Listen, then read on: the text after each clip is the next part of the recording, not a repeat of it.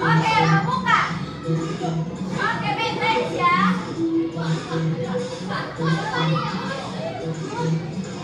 Oke, memindahkan itu. Oke, lanjut lagi. Oke,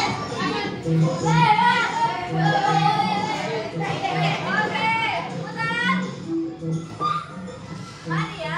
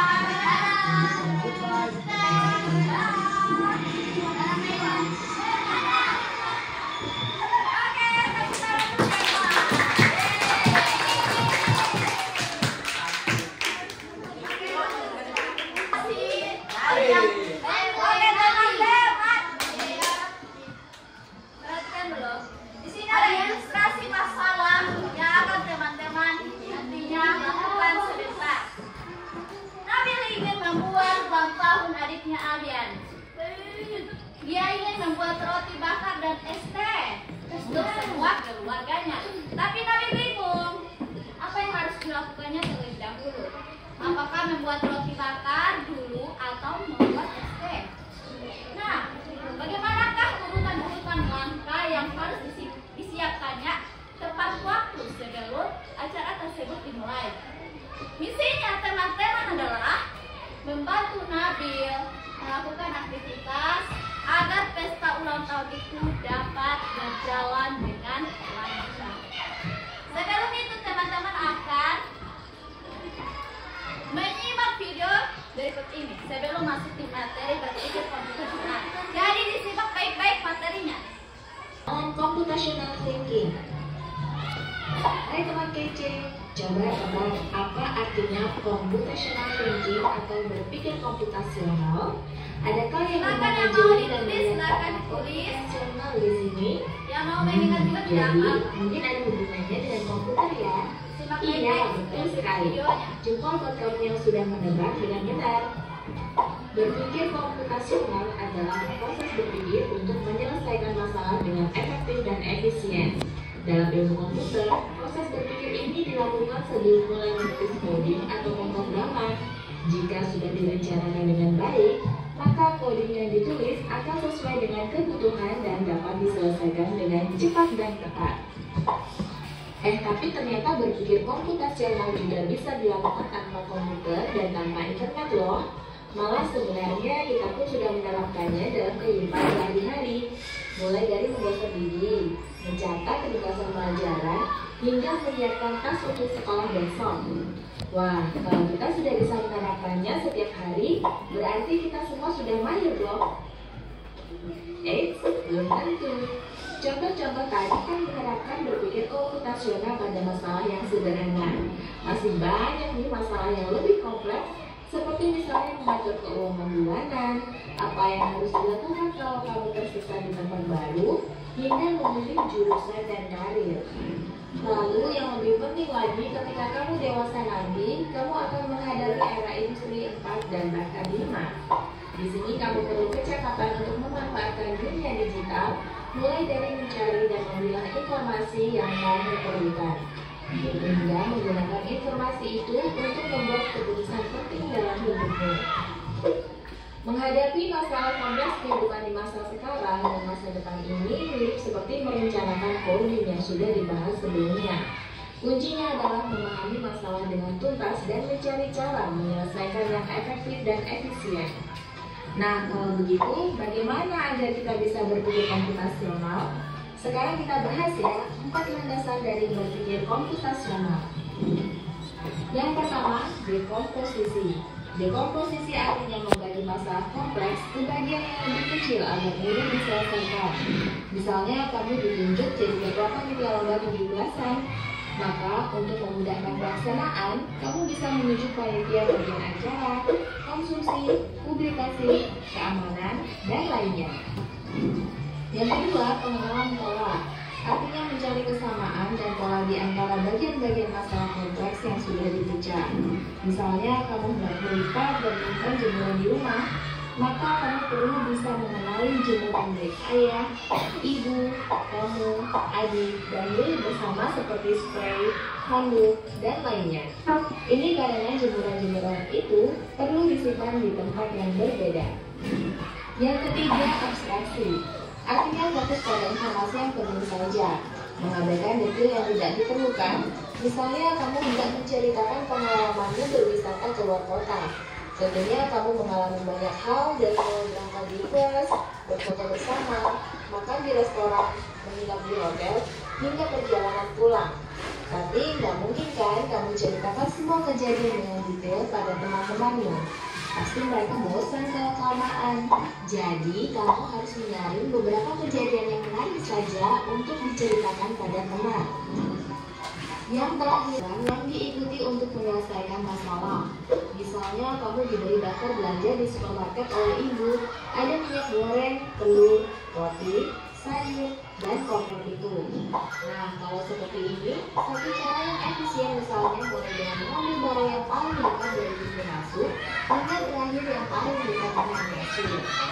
Nah, itu coba kamu terapkan ke masalah sehari-harimu, kamu bisa juga latihan soal untuk mengasahnya. Misalnya, gurumu akan memberikan soal-soal computational thinking di mata pelajaran matematika, bahasa Indonesia, dan IPA dalam kurikulum mereka. Selain itu, kamu bisa ikut tantangan bebas Indonesia juga. Yuk coba simak satu contoh soal computational thinking. Dalam BIS studi wisata, ada 3 kelompok anak yang akan diantarkan ke 3 tujuan berbeda. BIS berhenti pertama di restoran, lalu hotel, dan terakhir di museum. Hanya ada satu tempat penyimpanan koper di samping bis, yang hanya bisa dibuka dari satu pintu. Sopir bis ingin mengatur koper-koper penumpang hingga mudah dikeluarkan. Bantu supir bis menentukan urutan memasukkan koper-koper itu ke dalam tempat penyimpanan. Pertanyaan, koper kelompok anak yang mana yang dimasukkan terakhir? A. Anak yang ingin pergi ke museum. B. Anak yang ingin pergi ke restoran. C. Anak yang ingin pergi ke hotel. Atau D. Yang mana pun boleh.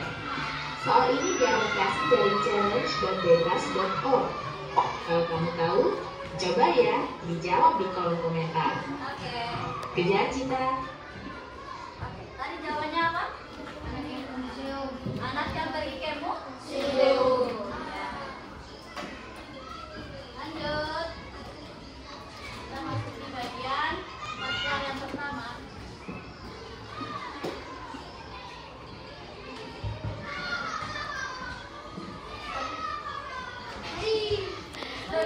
Oke, di sini kita akan bermain game dari 4 cara berpikir komputasi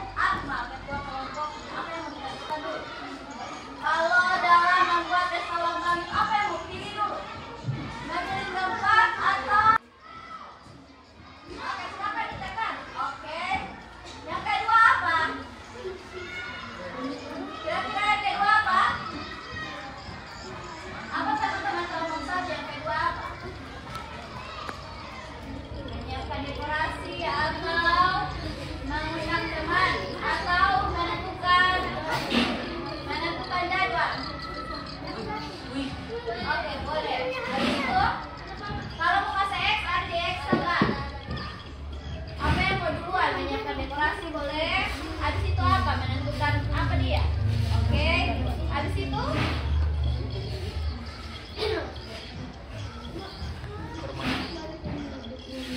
Habis itu mengundang atau menentukan permainan.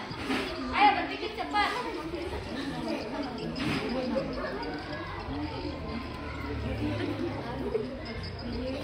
Ayo, Akma.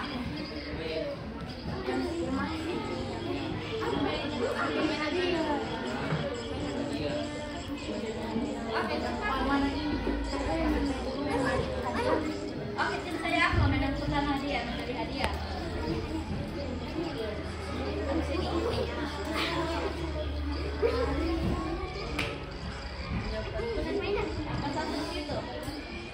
Tinggal satu.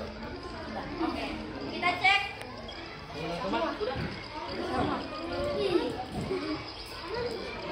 Oke, kita cek jawabannya betul atau tidak.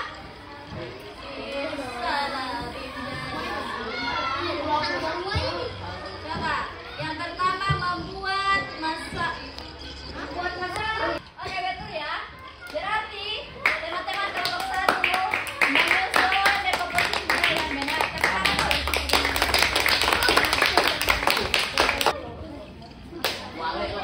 Oke, selanjutnya kelompok 2. Mari di depan.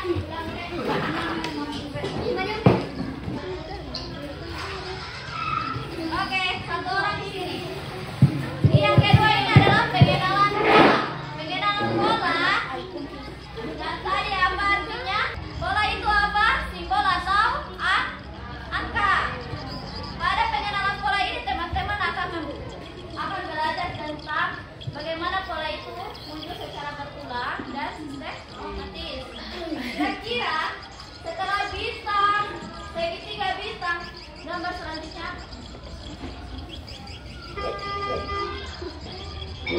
Oke, betul.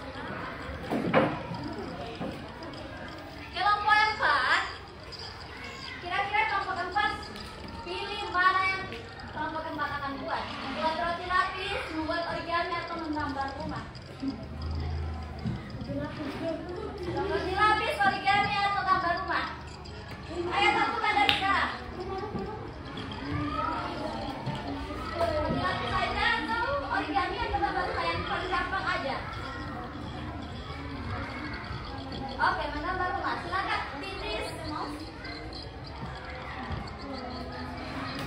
Oke, kira-kira urutan yang pertama menambah rumah apa di situ?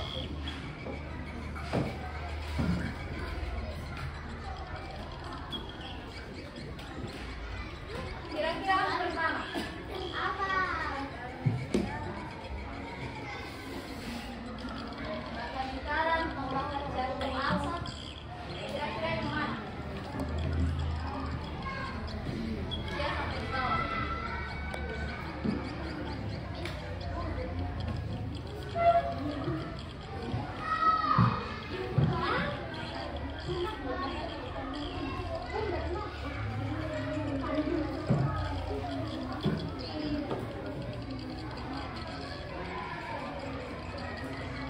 Tarik, tarik kan?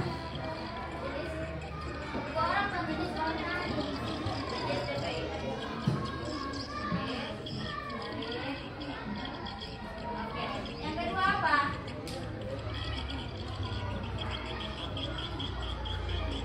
Satu orang di sini bantu dia, bantu di sini. Kamu ambil lagi. Kedua apa?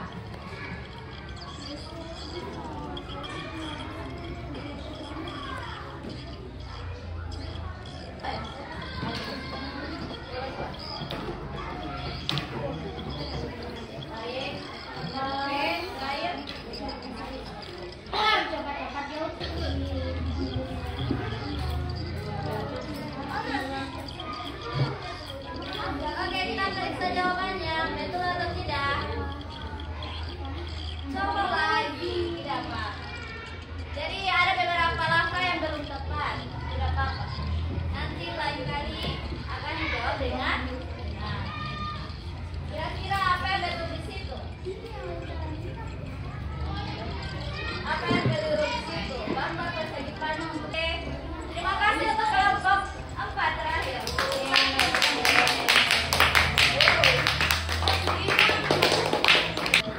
Membagikan kertas kosong, di mana teman-teman akan menyusun langkah-langkah yang dialami Nabil tadi. Apa yang dialami Nabil tadi? Dia kebingungan membuat apa? SD dengan roti bakar. Oke, roti bakar. Tapi sebelum itu teman-teman, untuk menyusun langkah-langkahnya, teman-teman akan memperhatikan bagaimana urutan-urutan membuat roti bakar dengan SD. Kira-kira yang roti bakar angkat tangan dulu di sini. Roti bakar. Oke, perhatikan dulu roti bakar. Saya mulai dari roti bakar dulu.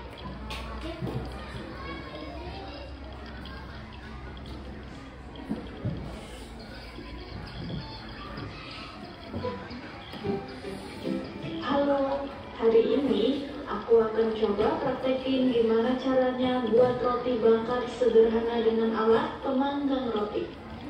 Jadi, bahan-bahan yang kita perlukan yang pertama tentunya adalah roti tawar. Roti tawarnya bisa merek apa aja ya teman-teman. Di sini juga ada mentega.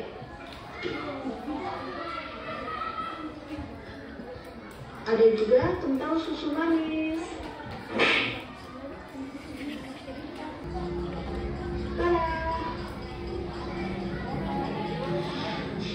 Oke, kita mulai aja ya.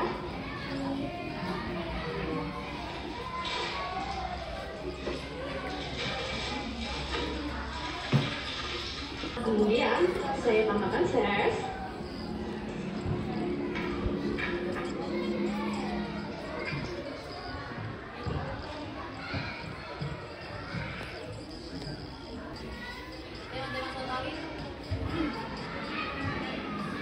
Di sini kita bisa tambahkan lagi kayak susu seperti keju di atasnya juga bisa ya teman-teman. Sesuai selera aja. Kalau saya makan begini aja udah cukup, udah enak. Oke.